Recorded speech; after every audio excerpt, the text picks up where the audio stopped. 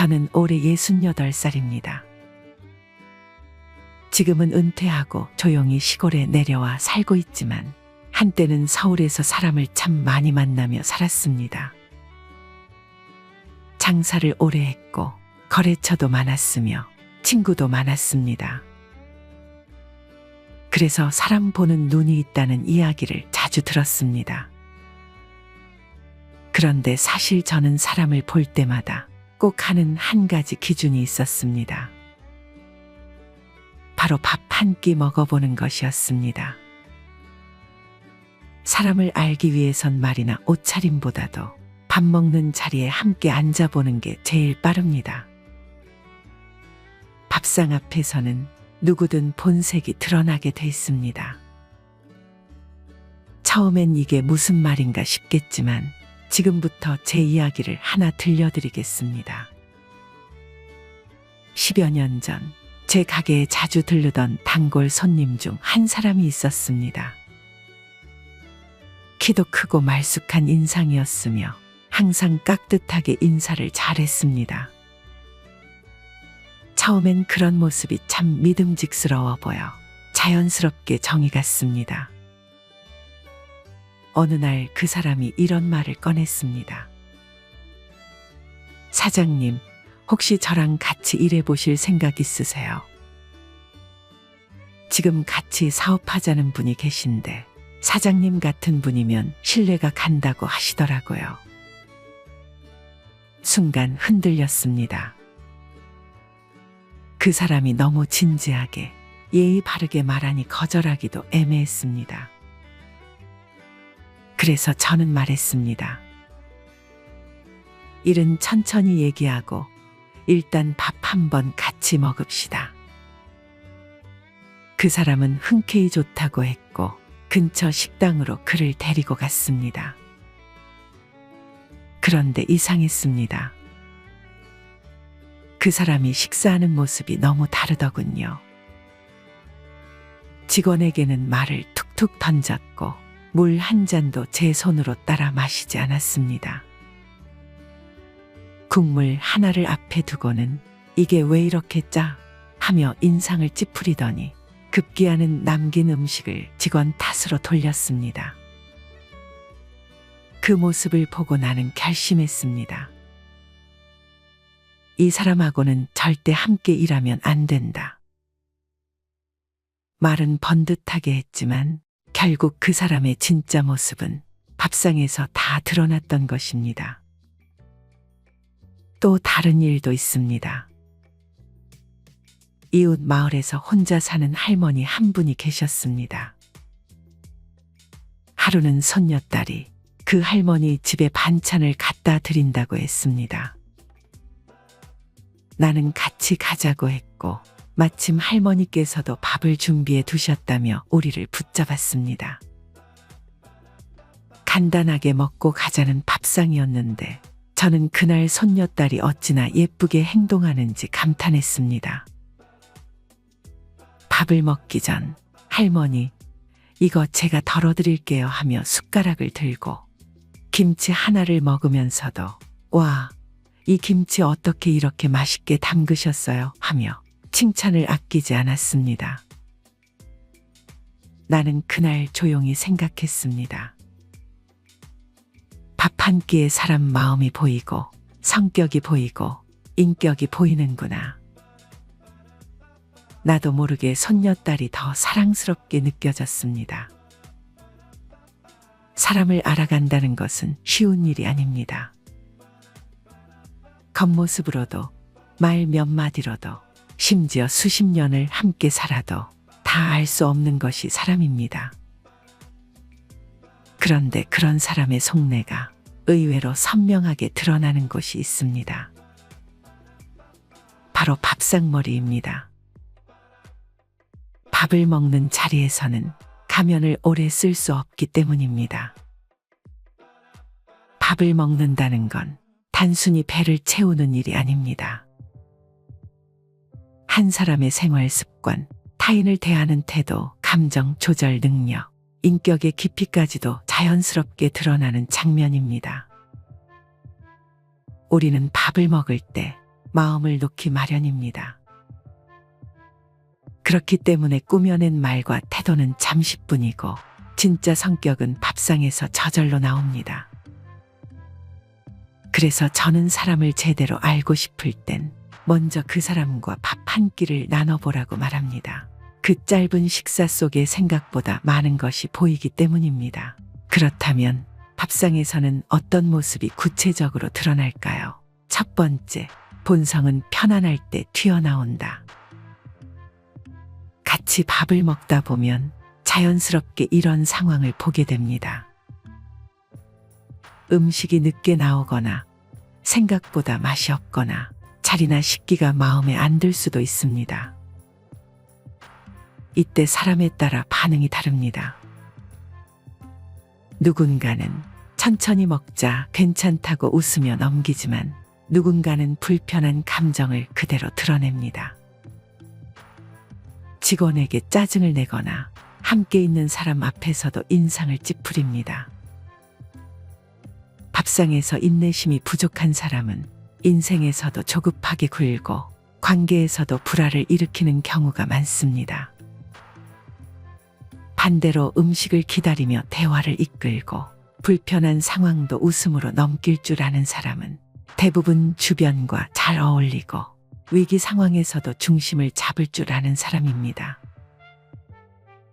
두 번째, 권력에 따라 태도가 달라지는 사람은 밥상에서 티가 난다. 밥을 먹는 자리는 보통 식당, 특히 외식 자리일 때가 많습니다.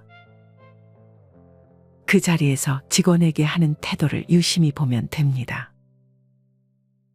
정말 많은 사람들이 겉으론 예의 바르고 친절하지만 자기보다 약하다고 생각되는 사람 앞에서는 고압적인 태도를 보입니다.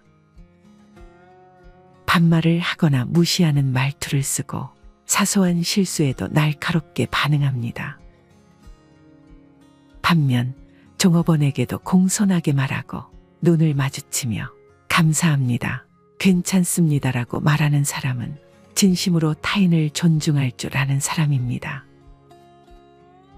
진짜 인성은 힘없는 사람을 어떻게 대하느냐에 달려 있습니다. 밥상에서 그 차이는 놀랄 만큼 분명히 드러납니다. 세 번째, 작은 행동 속에 큰 인격이 숨어 있다.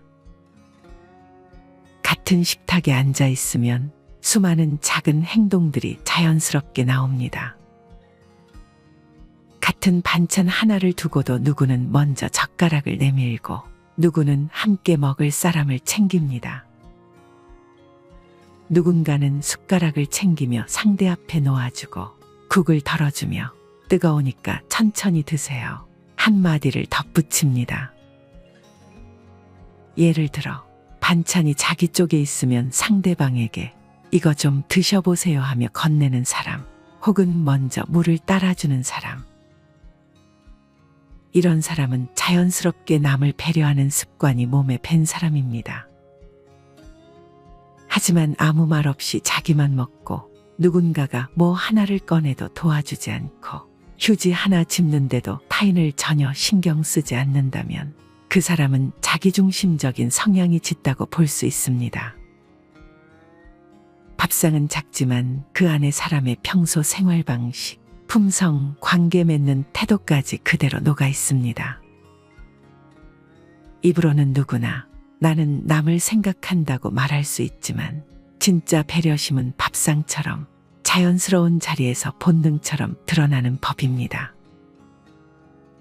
네 번째, 음식에 대한 태도는 감사의 유무를 보여준다. 한 끼 식사에도 잘 먹겠습니다, 정말 맛있어요, 고맙습니다라는 말이 자연스럽게 나오는 사람이 있습니다.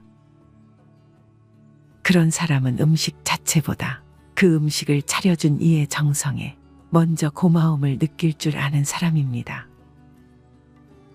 하지만 어떤 사람은 음식이 조금 부족하면 불평을 하고 먹으면서도 휴대폰을 보거나 무심하게 씹기만 합니다.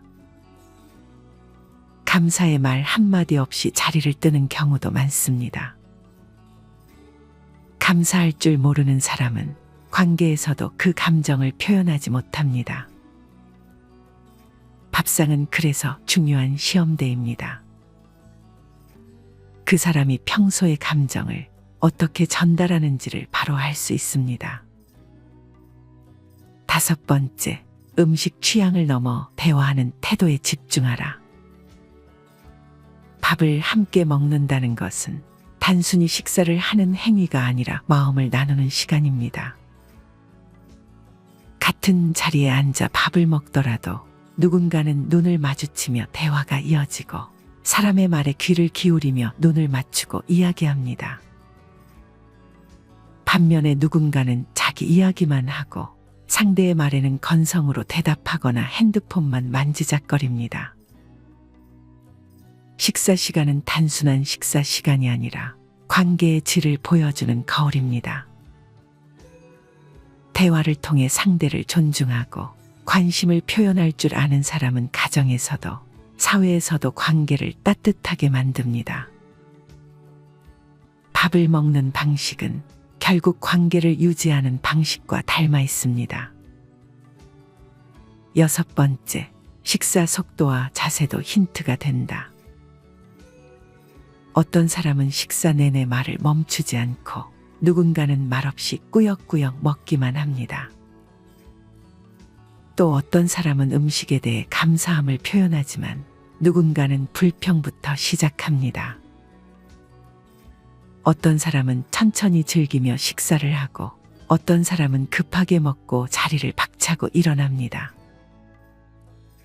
이러한 식사 태도에서 그 사람의 삶의 리듬, 정서적인 안정감, 공감 능력까지 읽히게 됩니다. 천천히 정성껏 함께 나누며 먹는 사람은 대체로 인생을 성실하게 살아가는 경우가 많습니다. 어떤 사람은 딱 한 번 밥을 먹어보고는 다시는 그 사람과 마주 앉고 싶지 않다는 생각이 듭니다. 반대로 누군가는 처음 만났음에도 한 끼 식사로 인해 마음이 편안해지고 다시 만나고 싶은 사람이 됩니다. 같이 밥을 먹는 것이 불편하다면 그 관계는 이미 한쪽이 일방적으로 감정 노동을 하고 있다는 신호일 수 있습니다. 관계란 결국 밥 한 끼를 같이 편하게 먹을 수 있느냐 없느냐에 달려 있는지도 모릅니다. 밥 한 끼를 같이 먹는다는 건 단순히 식사를 넘어서 그 사람과 인생을 잠깐 같이 걷는 일입니다. 그 짧은 시간의 인내심, 배려, 존중, 여유, 정서, 욕심, 관계 유지 능력까지도 자연스럽게 드러납니다. 그래서 저는 지금도 사람을 처음 만나면 이렇게 말합니다. 말은 천천히 하고 밥부터 먹으러 갑시다. 그 한 끼 속에 모든 것이 들어있기 때문입니다. 그리고 그 밥상을 함께하며 느낀 인상은 대개 틀리지 않습니다. 그래서 누군가를 알고 싶다면 너무 많은 말을 듣거나 이력서를 보거나 평가를 내리기 전에 먼저 밥 한 끼를 함께 해보시길 바랍니다. 밥상은 거짓말을 하지 않습니다. 그 사람의 진심은 결국 그 숟가락질 속에서 보이게 돼 있습니다.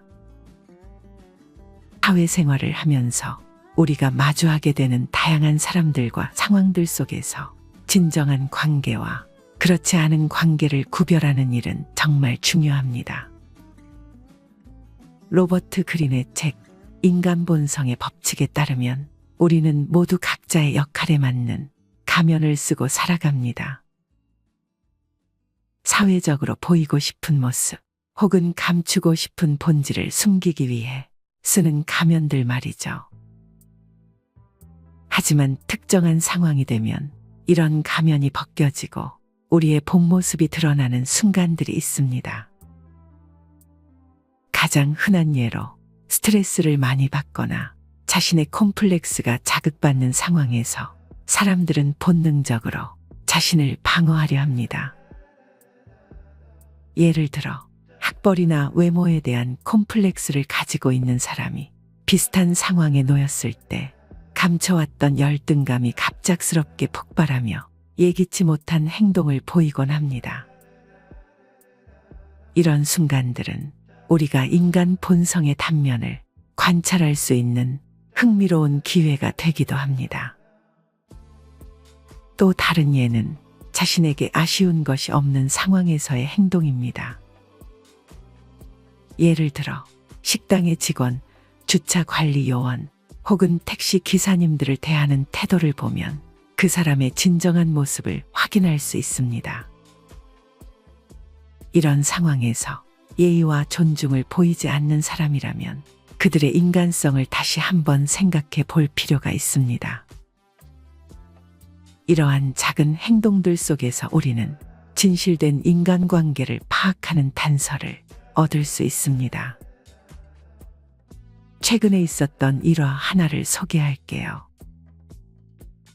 한 친구와 오랜만에 만나 점심을 먹기로 했습니다.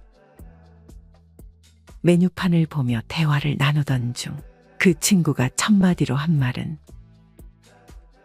"오늘 내가 맛있는 거 사주는 거지" 였습니다. 단순한 농담일 수도 있겠지만 이런 말에서 그 사람의 기본적인 태도와 가치관을 엿볼 수 있습니다. 매번 먼저 얻어가려는 태도, 조금이라도 손해를 보지 않으려는 모습은 관계를 피곤하게 만들 수밖에 없습니다. 상대방이 느끼는 감정은 결국 그 관계를 지속하는 데 있어 중요한 기준이 되죠. 애덤 그랜트의 기브 앤 테이크에서는 인간을 3가지 유형으로 나눕니다.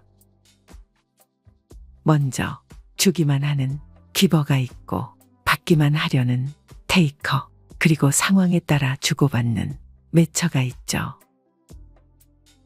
테이커의 행동이 계속되면 주변 사람들은 자연스럽게 경계심을 가지게 되고 이는 결국 인간관계를 좁히고 고립시킬 가능성이 높아집니다.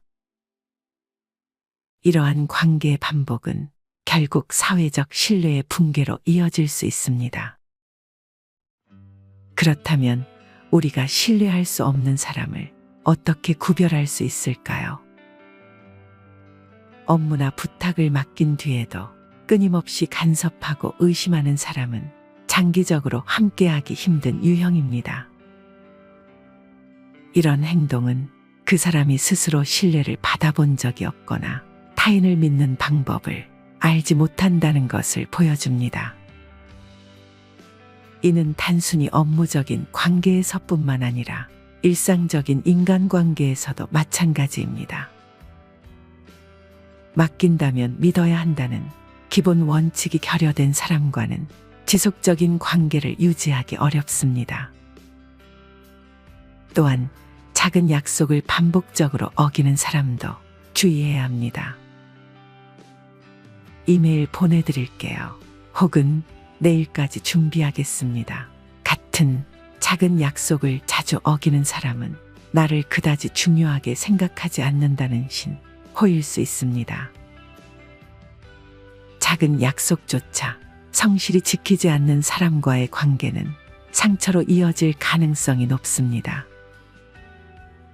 이런 패턴이 반복된다면 우리는 상대방이 그 관계를 대하는 태도를 냉철히 평가해야 합니다. 상대방의 시간을 존중하지 않고 자신의 필요에 따라 무리한 요구를 하는 사람도 조심해야 합니다. 이러한 태도는 예측 가능성을 무너뜨리고 상대방을 무능력하게 느끼게 만듭니다. 예측 가능성은 신뢰를 유지하는데 중요한 요소로 작용합니다. 시간과 관련된 약속을 지속적으로 무시하거나 자신의 필요만을 강조하는 태도는 관계를 피곤하게 만들 뿐만 아니라 결국 파탄에 이르게 합니다. 반대로 우리의 진정한 편이 되어줄 사람은 어떤 특징을 가지고 있을까요? 껍데기가 아닌 나의 본질을 이해하고 실패와 성공의 순간에도 진심으로 공감해주는 사람입니다. 예를 들어 진급에 실패했을 때 너라면 더 좋은 기회를 만들 거야 라고 격려하는 사람은 진정으로 나를 아끼는 사람일 가능성이 높습니다. 이런 관계는 단순한 위로를 넘어 삶에서 지지와 영감을 제공하는 중요한 기반이 됩니다. 슬픔을 공감해주는 사람은 많지만 진심으로 기뻐해주는 사람은 드물죠. 질투나 경쟁심 없이 순수하게 내 성공을 축하해주는 사람이야말로 진정한 내 편입니다. 인간관계에서 성공적인 삶을 위해 우리는 어떤 태도를 가져야 할까요?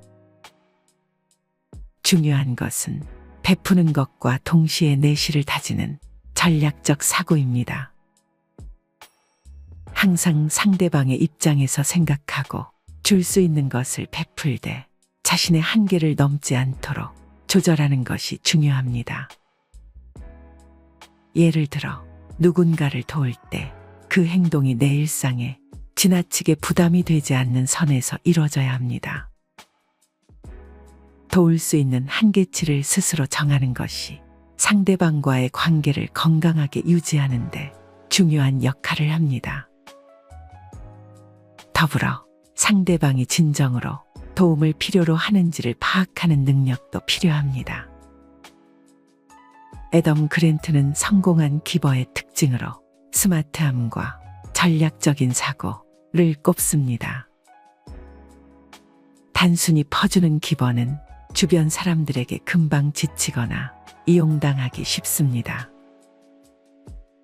그러나 전략적인 기버는 자신이 베푸는 행위가 어떤 긍정적인 영향을 미칠지 계산하고 그것이 자신에게도 좋은 결과를 가져오도록 조율합니다. 진정한 인맥은 무조건 퍼주는 관계가 아니라 서로에게 긍정적인 영향을 주고받는 균형 잡힌 관계에서 나옵니다.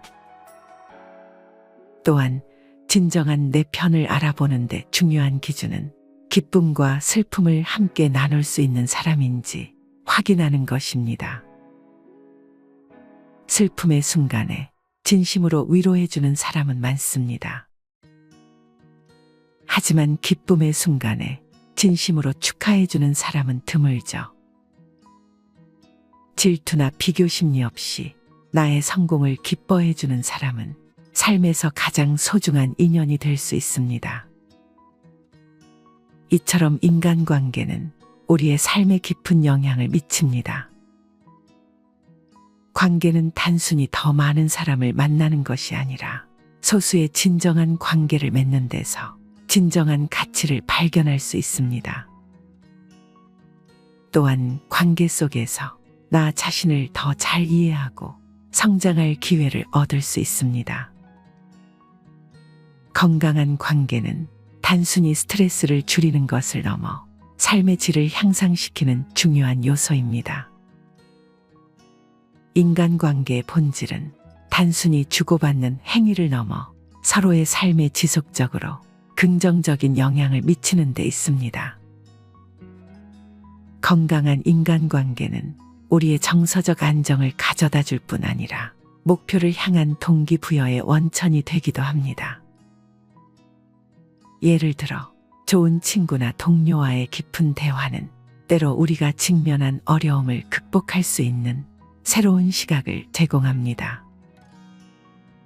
또한 이러한 관계는 우리가 더욱 생산적이고 창의적으로 삶을 살아가도록 도와줍니다. 한편 관계를 유지하는 데 있어 가장 중요한 것은 진정성입니다. 가식적인 태도나 허울뿐인 친절은 장기적으로 사람들 사이의 신뢰를 무너뜨릴 뿐입니다. 반대로 진심 어린 말과 행동은 관계의 기반을 다지고 서로를 깊이 이해하는 데 중요한 역할을 합니다. 때로는 솔직한 대화와 갈등 해결의 과정이 관계를 더 단단하게 만들기도 합니다. 오늘의 이야기를 통해 여러분의 인간관계를 돌아볼 수 있는 시간이 되었길 바랍니다. 주변 사람들을 더 깊이 이해하고 건강한 관계를 구축하는데 이 영상이 작은 도움이 되었으면 합니다. 이 영상이 마음에 드셨다면 구독과 좋아요를 눌러주세요.